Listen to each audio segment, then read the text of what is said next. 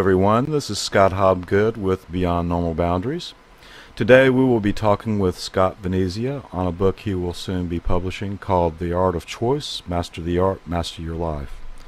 Scott also has a book which can be downloaded free from his website, scottvenezia.com. It is called Manifest Miracles, which are the hidden keys to unlocking the law of attraction. The law of attraction is how to create your desires using the known laws of the universe. Through Scott's work, he teaches us how to take control of our life by understanding there are universal laws. When understood, gives us the knowledge to control our lives and not be a victim to seemingly random events. Scott Venezia is an author. He is a director of the Public Speaking Association chapter in Las Vegas, Nevada. He is a lifestyle coach, and he is an in-demand speaker on subjects like comatose to conscious, from ordinary to extraordinary, and 45, fat, and afraid of dying. Scott, thank you for joining us today. Absolutely. My pleasure, Scott. Thank you very much. I'm intrigued with your work because it is the blueprint for life most people are not aware of, and the knowing of this information will make the difference between what one experiences in life by chance to mastering events as if it were a wish provided from a genie. In producing the book, The Art of Choice, Master the Art, Master Your Life, please share with us why you wrote this book. Well, I tell you, it's my life is just like anybody else's. That's the thing that I want to get across. First of all, it's not the magical lifestyle that everybody perceives. They see people that write books, they see people that are on radio shows and so forth, and they have this perception of people that, oh my God, they put them on a pedestal. But you know what?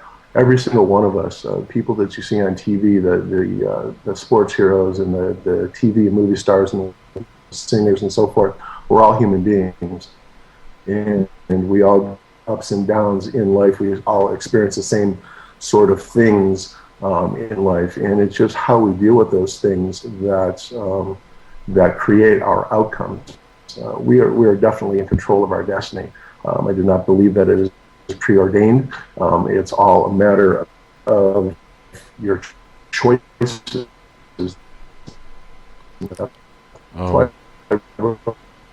Oh wow, Scott, you're really breaking up. Can you hear me? Yeah, you're really fading in and out there. Okay, go ahead. I'm sorry for interrupting you. You're coming through pretty strong now. So yeah. Let's try it again. How's that? All right, so I apologize for No. It's technical difficulties we're going to experience. So continue on. I apologize for interrupting you. Oh no, that's fine. Where did you sort of lose me? Where you were talking about how people were, that are doing things on the subjects that you were talking, that you talk about, that it's not some pie in the sky type thing, that everything is, events happen to everybody, and it's just, I think how you're talking about it is just how we choose to perceive the event and how we act in response to it. Oh yeah, absolutely, and I think that's best said by my great mentor and hero, Jim Rohn. I don't know if you're familiar with Jim Rohn. No. But he had the amazing ability to make concepts very simple to understand, profound concepts. And he said that the same winds blow on all of us: the economic wind, the social wind, the political wind. And the same wind blows on everybody. The difference in where we arrive in 1 year or 3 years or 5 years, the difference in the arrival, it's not the blowing of the wind, it's the setting of the sail. So, it all goes back to it's your choice in how you want to deal with the cards that you are dealt, because we're all dealt the same cards. We all have the roller coasters in life, the ups and downs, the peaks and valleys.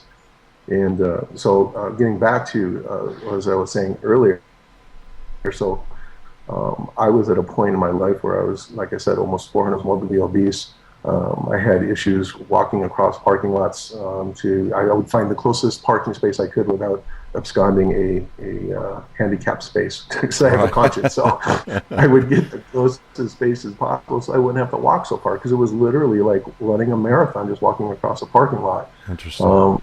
Yeah, I couldn't fit in theater seats. I couldn't take my kids to the movies. If we did go to a restaurant, it would have to be in tables because I couldn't fit in booths. And it was a bad time. And it's scary. And that's one of the reasons that I have one of the talks that I have, and being 45, fat, and afraid of dying.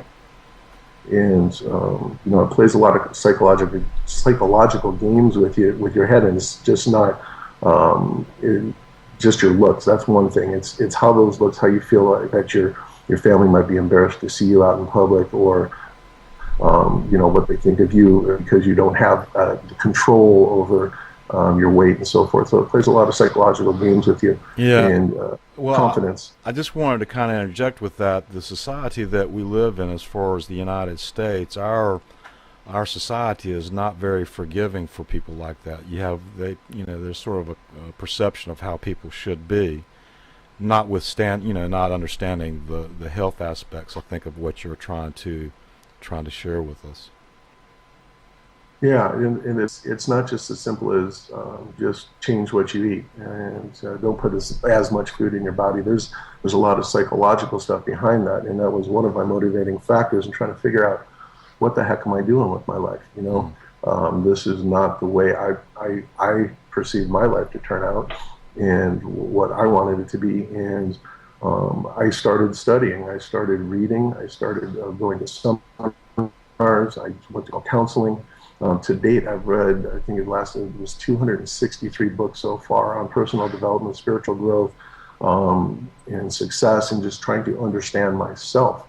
And it's about educating. It's not about going day to day and just accepting what happens. It's about saying, hey, I want something different. I deserve something different. There's going to be something different out there. And it's about educating yourself. And to take that a step further, it's not so much just the education of knowledge. Knowledge is power, but the true power is the application Right. of that knowledge. Right. And and it's just it's a journey. It's not a final destination that you reach. I will be constantly, to the day I take my last breath, be working on myself. And it's just, you learn things and you apply them, and then you forget, and then you realize that you forgot them and you reapply them, and it's a total journey, and you're working on yourself and keeping that at the forefront of what you want to do with your life. So that's basically how my journey started. I didn't grow up with a silver spoon in my mouth either. I grew up in a family that my mom was on welfare, and we lived in the projects. My dad left when I was 6 years old. We walked into the apartment to find the apartment completely empty. Wow. He left everything, took everything, and left us with nothing. So that's what I grew up with. I didn't, like I said before, it's not what you have in life, it's what you do with it. So it's not that I grew up in anything privileged. It's just I knew I wanted to do something different with my life. Wow. And and then what I figured out in all my reading and through all the books I've gone through and all the seminars I've attended and personal counseling and so forth, and what it all boils down to me is choice. Right. It's all about the choices that you make in life. See, right now, where you are in life right now, Scott, or anybody listening, where you are in life physically, financially, and emotionally, it's a direct reflection of every single choice that you've made up to this point in your life. See, we're faced with choices every day that's going to determine the course of our destiny. However small those choices may be, makes a big impact in the long run. See, but the good news is that we have the ability at any given moment to direct our choices and make different choices that serve us in the highest and best interest of our lives. And I'm sorry, go ahead. Go ahead. Go ahead. I thought I had a question, but it escaped me, son. It's right there. I can see you. It's a tip kind of sticking out right there. excuse me. But so that's what's so beautiful about when you understand that life is just a series of choices that you can make. You understand that you have control of your destiny and redefining what your life is. Excuse me. And understanding that gave me the freedom to rewrite the final chapters of my life because, quite frankly, the previous chapters were not bestsellers, obviously. But if they Now, hadn't been there, they wouldn't have led you to be the person that you are today and to provide the service that you are in order to cause people to remember the power that they have. And it's all in the decision of what choices you make and what you decide to act on. So absolutely, and you have to. I forgot what the concept is called, but you have to black to know white. You have to know hot to know cold. You have to know right, love to know hate. So yes, I did. I had to experience that for my journey. That was part of my journey, and I was just illustrating that as not being quite the bestseller, just to give people an idea. But yes, right, I would not change anything that has happened to me in my life up to this point because everything that has happened has served me in a positive manner. And when I tell people that, and they sort of look at me cockeyed like the dog with the inquisitive look, like, "What are you doing?" Um, it's everything is a teacher in life. Everything helps mold you. The good and the bad that happen to you are actually absolutely, all good absolutely, because there are lessons in everything that happens to us in life. So in the moment, they may not feel good, but there's always a reason. The universe has a bigger plan for us than we know. And when we can just let go and say, let go and let God and let it just happen and unfold and not have this parameter of how life has to be. When you do that, Scott, you set yourself up for disappointment and failure. And I think that is one of the biggest things that people run into because we're so it's so ingrained in us to have your goals in life and where do you want to go and what you want to do and how it's got to be that kids are having their lives planned out before they're even out of grade school of what they're going to major in and what colleges they're going to go to and stuff. And it's just you set that box up and I have to be a doctor, I have to be an accountant, or I want to be a baseball player, and that's all fine and good. But when you don't let go and you don't just let the universe bring to you what it's going to bring to you and go with the flow and redirect and just and work with it, that's where the disappointment comes from. absolutely, yes, So yeah, and when you can understand that is really where what's the word I'm looking for? That's where the true happiness comes in, when you can just be okay with where you are. For example, me in writing my book and my speaking career, is it going as fast as I want? Absolutely not. But that's what I want, the parameter I set on that. But you know what? I know enough to know that it's exactly where it is, why it's supposed to be here for now, and these are my lessons along the way, and it's going to happen when it happens. It doesn't mean I'll stop working at it, but it's going to at its own pace.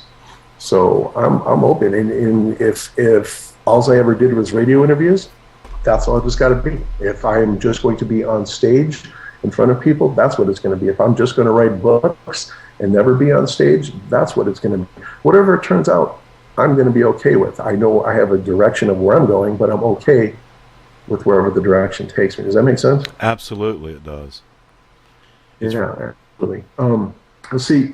So back to the choices. See, in my experience in all the reading and studying I've done, I think it all boils down to, see, our choices are dictated by our past experiences, and how we experience those in the shape our belief system and personalities is really, it starts around the age of 2.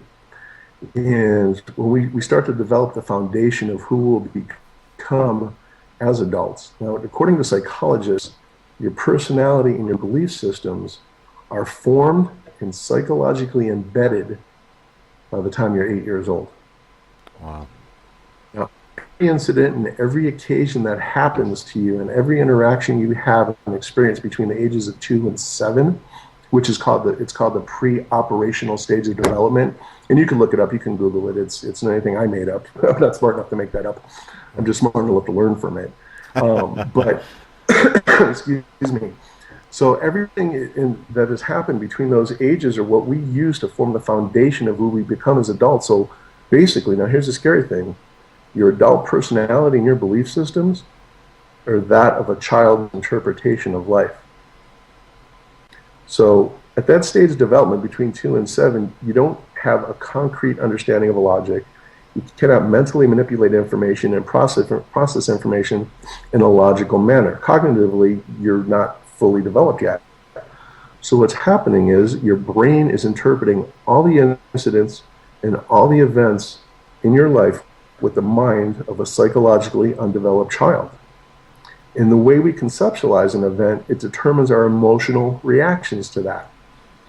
So what does that mean? It means that we're predisposed to interpreting every event that occurs in our early life with a child's mind, and it also leaves us open to adopting belief systems of others, which is normally your family who you grew up with. Right.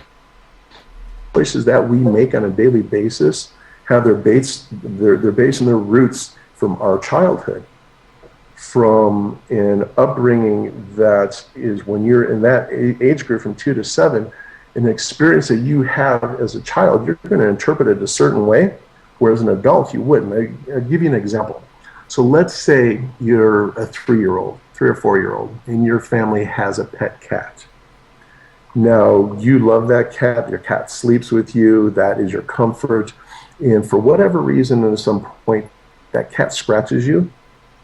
Now, the cat scratches you, that's not a big deal for an adult to experience, is it, Scott? No, it's not. No, but now imagine a 3 or 4-year-old. Their family had their love who sleeps with them, that's their comfort, and around it, they scratch them. Now, first of all, it's going to scare the heck out of them. And secondly, that might be the first time they've ever seen blood. Okay? Now, how does that play with a 3-year-old? That's going to be psychologically damaging depending on how that child is going to perceive that incident. With a 3 or 4-year-old mind, it's going to perceive it a whole lot different than an adult does. So this is one of the ways that phobias are started. I actually have an acquaintance of mine afraid of cats, and it all stemmed from an incident that happened when she was a young girl. So that was ingrained in her belief system that cats are a scary, dangerous thing. And it so goes with in growing up with your family and in your friends, and mostly in your family unit, you're going to develop your belief systems from your family. At age, you don't have the cognitive ability to really develop your own, so you take on what your environment has with your family. So your family may be very religious, good Catholics that go to church every Sunday, who do not believe in premarital sex, that are Democrats, that are whatever the case is, and you're going to on their belief systems and become a follower, or you can become what I call a rebel. You're going to go against the grain and do the exact opposite that your family did. And so you lose yourself in growing up and who you really are because you've developed these belief systems and these thoughts from your family unit that really aren't who you are at the core. Most of us walking this planet right now are not living our true authentic selves. And when you start making choices from those belief systems that really are not at your core, first of all. Now, obviously, there are other choices you make later on that as an adult, you really should know better, but a lot of those choices do come from your upbringing and the belief systems that you're indoctrinated with that might not necessarily be who you are at your core. So there's one of the conflicts, and that is the choices that you may be making. They're congruent, and when we're not congruent in life, there's a dis-ease and there's a trouble feeling in your life. So that is one of the issues that I cover in the book, is recognizing and deciding who you are first. And I go through I had a notification again of an internet problem. Still hear me? Yes. Okay. So let me make sure. And that's one of the things I cover in the book is going through finding out uh, exactly who you are. I take exercises to, first of all, identify, are you a follower? Are you a rebel? And here's the interesting thing. I've run across people, Scott, that say, well, I am living an authentic life. I am doing what I want because I am a rebel. I'm not going doing what my parents want me to do or what they did. Well, most of the time, Scott, it's not that they're living their authentic self. It's they're living to be the rebel. That is their goal. So they're still not being their true authentic self. So I take you through a series of exercises to identify what really trips your trigger. What are your passions? What have you buried in life because your parents might have told you that it wasn't acceptable. Maybe you wanted to be a musician, and they thought that was kind of after a lawyer and not be a musician. Here's a great example. Now, this is nothing against my mother. I love my mother. She's taught me so many lessons in growing up. But for whatever reason, when I grew up, I was under the assumption that women were the ones that cooked and baked. I am not sexist by any means, but I just did not look at it as a manly thing. Okay. Right. And a number of years ago, I tore an Achilles tendon, so I was laid up in a recliner for about 3 or 4 weeks. And there's only so much TV you can watch and how many books you can read, and it really gets boring. Right. And I happened across the Food Channel, and I started watching the Food Channel. And make a long story short, I started cooking, and then I started baking. I watched the baking shows, and I started teaching myself cakes. I don't know if you're familiar with the Ace of Cakes that was on the Food Network. Things like that. He'd make custom cakes, and I would go to websites and watch cakes, and then I started a small cake business, and I was fairly successful. I was really pretty good at it, and the whole point behind the story is I never thought that, first of all, I had a creative side. It taught me that I had a creative side because I stepped out of the box of what was the norm for me and what I thought I didn't have, which I actually did. And that's what I have to teach people, is to step out of that box and start trying different things, start reading different things, try a new hobby, go to a networking meeting for small business owners and find out about business, go to, there's meetup groups that you try different things. And when you open up and what you try in life and out of your normal box and what you're used to, that's where things start to happen. And especially when, this is the key, is when there's something that you are fairly strong in your opinions about and your beliefs about, and teach people how to look into those different subjects. Like if you are a Christian, strong Christian, well, look into Latter-day Saints and their religion and look at it objectively. Find out about their thought process and their beliefs and what they teach. Just to expose yourself and look at it objectively and see, just to take in something different that you normally wouldn't. And doing all these different kinds of exercises, it helps you to get closer to the core of who you really are and start questioning some of the choices that you've made in life. And the choices can be anything, Scott. The choices are limitless from the time you open your eyes in the morning and decide whether you should hit that snooze button on your alarm clock for the third or fourth or fifth time in a row. If you're going to be late for work again because you chose to hit those alarms, those are choices. If you are now late for work because you chose to hit the alarm clock 5 or 6 times and you can't be late because you're going to get in trouble for being late for work, and then you get a speeding ticket, that's all related back to the same choice you made that morning to hit the alarm clock. Right. It all works together. Small choices.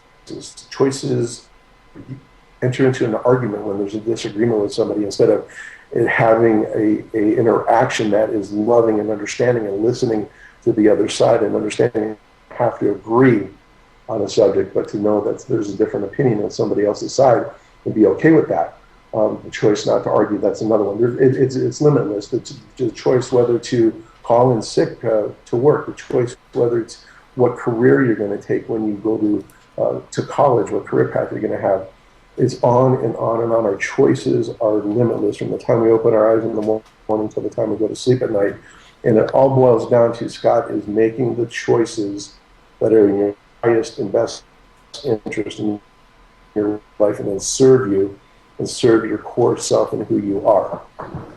And you take a drink of water real quick. It sounds like what you're saying, or it sounds like to me what you're teaching is teaching us how to be present in the moment, and what you're saying in doing that is to arrive at that moment with an open mind, and not go back on those preset choices that we made at the age of 3 or in the youth. Right. Yeah, absolutely. It's such a powerful, and I don't want to, because I touch on it lately, take away from the importance of that subject. That Eckhart Tolle is just absolutely phenomenal. The power of now, and understanding the power of living in the absolute moment and not bringing in the past and thinking about the past and bringing it in now, or worrying about the future and what's going. It's all about now. And right. Let me tell you that I've had a surreal experience twice in my life where I've actually gotten to the core being of living in the now, where there was nothing else that existed but the moment that I was in. And I cannot tell you, Scott, the feel it surpasses any drugs, it surpasses any alcohol, it surpasses anything you could ever do. Sounds like it even surpasses words. Oh yeah, it does. It's almost impossible to describe. Right. And what's kind of interesting is they both occurred in nature. Occurred where? There's so much beauty that we lose, that because we like, for instance, the red rocks that we have out here in Las Vegas and the Mount Charleston and so forth. And there's so much beauty in nature that we just take it for granted, and we don't appreciate it for what it is. And I know that sounds so cliche, but no, I understand that. I understand that big time, because I spent some time out in Southern Oregon, and the whole time I was out in that part of the world, my jaw was always dropped open in awe of the geographic beauty that was out there. And I was out there for about 3 years, and as I was returning back to Charlotte, North Carolina, I realized that there was beauty even in the area in which I live, and that I had just taken it for granted. So that was something that I realized, correlating with what you said. Yeah, it was. I am working on that. Is one of my next steps is working on being in the present, in the now. That I'm actually working with my counselor, and I advise everyone, go see a counselor. No matter how much I have read so much, and I've forgotten more than I can ever remember in everything I've read, but it's have that outside perspective of somebody trained, and especially the counselor that I work with is absolutely phenomenal. She's spiritual based also, in all the things that we talk about and you're talking about in your show. She is that is her practice. So when you can have that outside party that can look in and let you see, help you see. That's the beauty in a coach, and a beautiful coach is not that somebody that tells you, but can help you see and come to the conclusions yourself. Right. That's absolutely phenomenal. So that is one of the things that we've been working on, and that's my next focus is working on now. In being in the present moment, and there is nothing else really. There really is nothing else but now. Yeah, and our distraction is bantering back between future and past, where the present is really where the gold is, to try to use an analogy. Yeah, absolutely. The past is gone. There's nothing we can do about it. It's done. It's happened. If you want to believe it, in the timeline of that, that's a whole other concept, and another long show we could do on the concept of time and the existence of that. But yes, the past is the past. You can't change it. In the future, we have no control over it. Let me interrupt you for a second here so that I don't forget. Next week, Tom Ray and some of our friends are going to be doing a show on time. So if you'd like to call in and be a part of that show, that would be cool. But anyway, I'm sorry, go ahead. Oh, no, no, no, that's fine. That's fine. We're coming to the close of the show anyways. Yeah, I will check my schedule on that and I'll get back to you on that after the show. That would be awesome. Yeah, Tom's a great guy. I love Tom. We actually meet every Sunday at 12:30 just to discuss topics like this and just it's all about who you surround yourself with. Right. And that's one of the things that I teach people in coaching them is that you're a product of your five closest people that you associate with, economically, physically, and in your social settings. So that's what I focus on is bringing good, positive people in to my life who have the same goals and where they want to go, the same belief systems. And it's not that I count anybody out in their belief systems because I'm always open to looking at different concepts, but I mostly hang around with and keep people close to me that share the same values that I do. So yes, every Sunday we do get together and our group is growing, so it's kind of fun. Yeah, Tom has been really instrumental in helping me get this off the ground. He's done a couple of repeat shows with me. He's introduced me to you, and he's bringing in some friends that we made during Conversations with God online course, and like I said, we're going to be discussing time. And one of the formats of the show that we're putting together here, or the episode, or well, no, the show, is that we're going to be able to take callers. So if your schedule is not accommodating to join the show as part of the Skype thing, you could call in when you are freed up if the show's still going on. So I just wanted to let you know that. Well, I appreciate that. Thank you very much. Yes, sir. I am so excited to be a part of this and helping you, and you're helping me, and that's how the world works. It's just about everybody looking out for each other and doing what they can to help each other. So it's been a true pleasure, and I appreciate you giving me the time and the opportunity to do this and share part of my message. And so like you said, if people want to go to my website at scottvenesia.com, I think you had it at the bottom of the screen there. Yes, sir. They can enter the information in and get a free copy of my ebook, Manifest Miracles, and I'll be looking for early spring for the release of my book, The Art, The Art of Choice, which should be coming out in the first quarter of 2015. And that all depends on publishers and editors and so forth. So I'm at the mercy of that. Right. So is that going to be in like major bookstores and stuff like that, and Amazon.com, or? Correct. Yes, you should be able to access the book anywhere. Cool. Well, Scott, I want to thank you very much for coming here today, or correction, tonight, and sharing the upcoming book, The Art of Choice, Master the Art, Master Your Life. And this is Scott Hobgood with Beyond Normal Boundaries, signing off.